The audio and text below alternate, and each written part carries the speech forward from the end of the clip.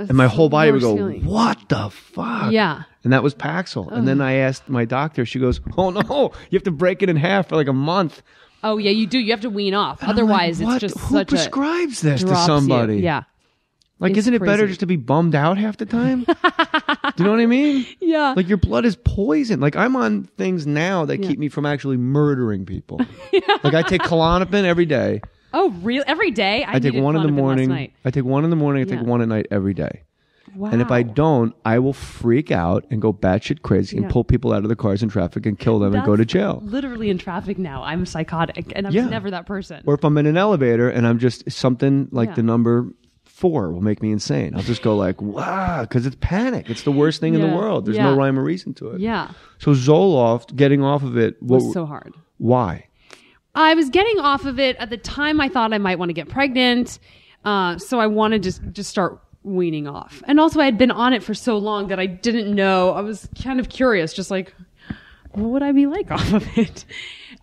You were a lot cooler on it. I'm going to be honest with you. Right? I was way more fun. You used to be a lot cooler when you were on Zoloft. I know. And then I did the Prozac thing, which is just so antiquated. You not biting on that just makes me sound like a jerk.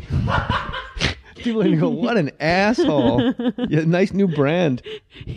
This guy's a dick. So what? Yeah. I'm sorry. What are the side effects when you come off of Zoloft? Well, you start to believe that your neighbor wants to murder you. Oh, this is a recent thing. Yeah. How long have you been off Zoloft? Now I've been off for, 8 months probably. So you're breaking into like thirds now? Yeah. Or are you? No, I'm done. I'm totally done. I started Prozac and then I stopped it, and then now I'm just like writing life with nothing. And do you get now I just smoke pot. Do you smoke a lot of pot? I kind of do. I mean, I smoke before bed. Otherwise, I won't be able to sleep here by myself. So you actually are a case for medicinal marijuana because you can't sleep unless you take it. Yeah. And if you don't sleep, you can't function in the real world. I can't function in society. What about like Ambien and stuff like that? Ambien's sort of hilarious. I love filming my husband on Ambien. But for me, Ambien doesn't... What does Michael do on Ambien? That's so... Oh, it's just amazing. Why? I love I don't it. understand. I sleep. Well, one time he was on Ambien and I come home with this giant, looked like a dead body, and it was a giant stripper pole. And I was like, can I install this in the living room? And he's like, yeah, sure. He's like covered in like lasagna and fucking like ice cream, eating. Always he's an Ambien eater. Yeah. The next morning he wakes up, he's like, what the fuck is in the living room? It's like a giant pole that's been installed, and he doesn't remember agreeing to it. Things like that. Oh my God. But he also he'll show me that he's shit my initials. I mean, he does weird things. And I love filming it. It's just we have the same initials. JM is tough to shit. I've tried it. You have, right? Yeah. You got to have a lot of coffee. Right. Because you got to have the right consistency. Exactly. What you and I were texting to arrange this, and you said it was actually emailing. You were like, "Sorry, I was on the phone with my therapist." Yes. And I can't imagine. Well, because I love it. You literally sent me an email and then waited 10 seconds and you wrote back, "Hello." Oh, because the two prior to that, we were rapid fire back and forth. It was like, is 11 cool? You're like, how about 12 seconds? And he's like, well, hello? Jenny, in all fairness, the 4 prior, like how I keep adding on, the 2 weeks running up to that, we had emailed every minute on the minute. It was so funny. I was like, oh, dude, so sorry. I just was on the phone with Shandiz. But yeah. So no, I was doing a phone session with her instead of going into her office. This is what I don't understand. It's easier to lie on the phone. It is. Right? Right? Yeah. But why? What is happening in your life that you need a phone session with a psychiatrist? Like you would just like what? Do you not go to therapy every week? I go to AA meetings and I go to mass. Well, so that's basically the same thing, isn't it? Yeah. Yeah. Right. But an AA meeting, it's it's like you share for a minute. Right. It's 60 seconds and a bell goes off. This is a lot of me time. Yeah. So I'm saying what happened, and I'm being completely serious, but what happens in your life that can't wait till next Tuesday's therapy session? Do you have to call a lady? Oh, no, this was our session. Oh, okay. I wasn't like emergency calling her. All right. I have. My husband's not covered in lasagna. Help me. Yeah, exactly. No, we were doing our session over the phone. All right. And what is the biggest issue for Jenny Mollen moving forward? Because at some point, it's beneficial to a listener to go, oh, great. I thought I was bananas. And everybody, like when Brody came on, he was talking about being bipolar and like we talk about it a lot. Right. What is it that you have to clear the decks on? We all have to keep like resetting the table for ourselves. Oh, yeah. What's your deal? I think What's your bag? I think my whole thing is like just feeling not good enough, just in general. I think that's always just like pervaded my life, just this feeling of like it's never going to be enough. I'm never, it's just whatever it is, I want more, and I don't feel like I'm there. And I think before Christmas, I had pitched a TV show that didn't sell. I did a pilot, but like because of doing this pilot, I had to pass on a bunch of other pilots. You missed out on Snoops. I missed out on Snoops. That tortured me for a while. And I just felt like I was like, fuck it. Like nothing, I can't like, how long do you just like keep fighting against this current? Yeah. And I just felt like, is it ever going to happen? Does this go anywhere? This fucking didn't work. And this feature, it was just like all these things that like take forever and maybe never happen anyway. Right. And my therapist always reminds me, she's like, you're not that important. Like in the scheme of life, you're not a big deal. Like she'll say this to me and I love her for it because that's the opposite of an AA meeting where everybody goes, you burnt down your house. Who cares? You didn't drink over it. Right. You're a winner, JJ. Right. Yeah. Yeah. So this is the opposite. You're a winner. You're a winner. Did you drink today, Jenny? You're a winner. I haven't yet. You're a winner. You're a winner. If you feel like picking up, you call me because you're a winner. But don't you think this existential, it is like bordering on existential because you are in the machinery of Hollywood and you are successful. We're sitting in this crazy, there's people in an apartment in North Hollywood that are like, oh my God, I got to go to the goddamn Cinnabon factory. Right. And hopefully my community theater as Roy Selridge in Biloxi Blues, I'll get that gig. Right. But you have Favstar on your Twitter account.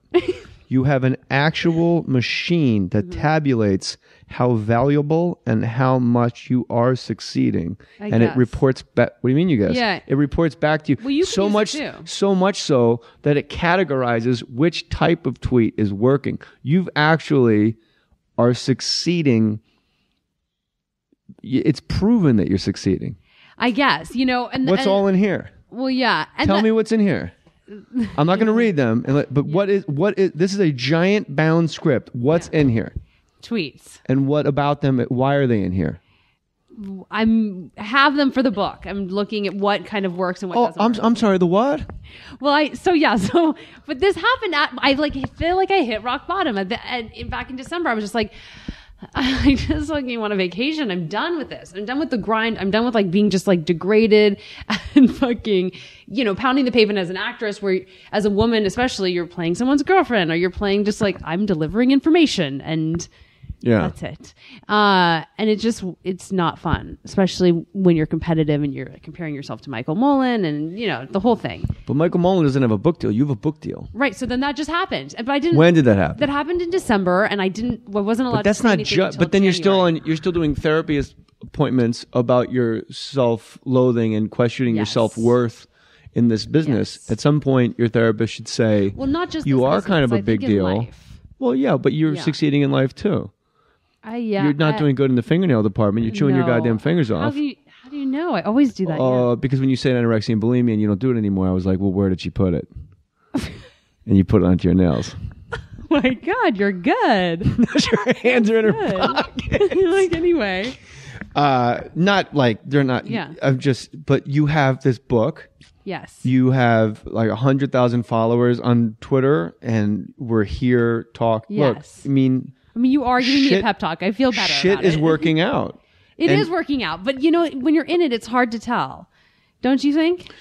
Don't you think? I know. Like, in the height of I tapped out. I have a radio show. I took the desk job. I stopped swimming entirely. Right.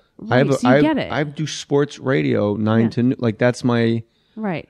So you understand what I'm saying? Like even when it's going well, you're scared to death, and you feel like when is it going to go? dangerously awry. I think it's like stairs at night. You don't know how many when you don't know how many stairs are on. You take that weird step at the bottom, and that's what the business is. You don't know how many stairs there are. You don't. Like, you got a book, but after the book, it's what's after that. And how am I going to sell the book? I mean, that's the other thing. It's like, if this doesn't go, and then this, and you need this platform. Otherwise, I'd be fucking in the Bahamas right now writing the book. Well, you will go on this podcast, and you'll go on Adam Carolla, and you'll have a shitload of people that will buy your book just because people like me and Adam Carolla. No. Yeah. People like me and Adam Carolla will say, you need to buy this book. It's really funny because the people that listen to the podcast, it's appointment listening. Yeah. And that's the kind of thing, the relationship you have with a podcast audience is they follow you because you don't steer them wrong. Like, hey, read Sam Sheridan's book, Disaster Diaries, listen to Rufus Wainwright, and listen to when the Black Crowes did these studio sessions with Jimmy Page. It's all, and Jenny Mollen, Jenny and Teets on Twitter is hot shit and hashtag more stories so that she knows exactly how many people are listening to this and go, oh my God, I used to vomit pizza too. Everyone gets it. And let me tell you something, when you vomit pizza, you are a somebody. The proof is right there. Go to AA? The proof is right there in front of you. True. If you don't think you're a son, hey, no one else at this party went, excuse me, nobody else is carrying a glass of water into the bathroom with them. Oh, I just did that's the big out. Wow, that's the big tell, that's guys. Good. Guys don't know that. If you're on a date and she brings her drink into the bathroom with her, gack. That's hilarious. Yeah. Oh my gosh, interesting. I'd be a good detective, I think. You really would. I think so. You're pretty perceptive. Do you still want kids? I don't, but Michael does, so I'm going to have them. You're going to have children. Yeah. This is interesting. Yeah. Because somebody with very low self-esteem, this is per you, with low self-esteem and not sure how life is going to pan out, you are willing to actually have children to keep someone else happy. You would think that alone would, in your mind, think, well, I'm a good person. I'm willing to bring life into the world to appease Michael Mollen. Yeah. And I don't even care about kids. That's not like, all right, I'll paint your fence. I'll be over Sunday. That's a child. Right. It's going to be with, I have two. Yeah. They don't go anyplace. No, but I do feel that they change you. And I think that it will they don't. They make you more responsible. Yeah. But it's a lot like getting married. Like if you have people go, well, when we get married, this will go away. Yeah, if you get a sore elbow before the wedding, 10 years after the wedding, you're going to have a sore elbow. Right. It's going to be magnified because you're going to have somebody next to you going, you in the fucking elbow situation. That elbow. Yeah. But don't you think that it forces you to kind of grow up and that it, just the love you have for your children probably is, unlike anything else? Oh, certainly. But I'm interested in you not having an inherent need because you Well, my mom and I don't have a great relationship, so I don't really want to be a mom. It's not that I don't like kids, it's that I really don't like moms. So it's interesting. I don't want to hang out with moms. I don't like that my sister calls people her mommy friends. That fucking irritates me. My wife hates women. I don't. They suck. I'm not. She knows they suck, and she pointed out to me like she calls like there's certain, and she's categorized like your Fav Star does your tweets and different. She'll say she is a fucking hat grabber. That one, and I'll go, what do you mean? She goes 3 drinks, any hat in the bar is going on her fucking head, and that's the biggest joke. Like now hilarious. I have a hat on my head. She's a fucking hat grabber. That is awesome. And like pee sniffers, there's a whole whole group of women that my wife has like put into columns for me. And now when I'm just amazing. Angie and I just driving here, we're like, oh, she's a fucking pee sniffer. That one, Stop it. So I live with someone who shares your disdain for life because we have a 20-month-old and he's got to go to eventually got to go to like Gymboree. And then she has to be around all those ladies. That's the thing. I can't. And I'm like, I'll go. She goes, yes, but they're gonna go. Where's she? Totally. What kind of lady is she that she's not here? And it's like I don't want to be with you yakking cunts with my kid rolling around on a fucking mat. Let the kid roll on the mat. Yeah. I'll be in the car. Right. How about I smoke? Can't I smoke? Why can't I smoke if I have kids? Right. Now suddenly I'm this criminal. Yeah. If I got a kid inside and I'm outside smoking, they're like, what's with her? What if I want to be bulimic? Right. Can't do that. You can with a kid, but they'll be at your feet.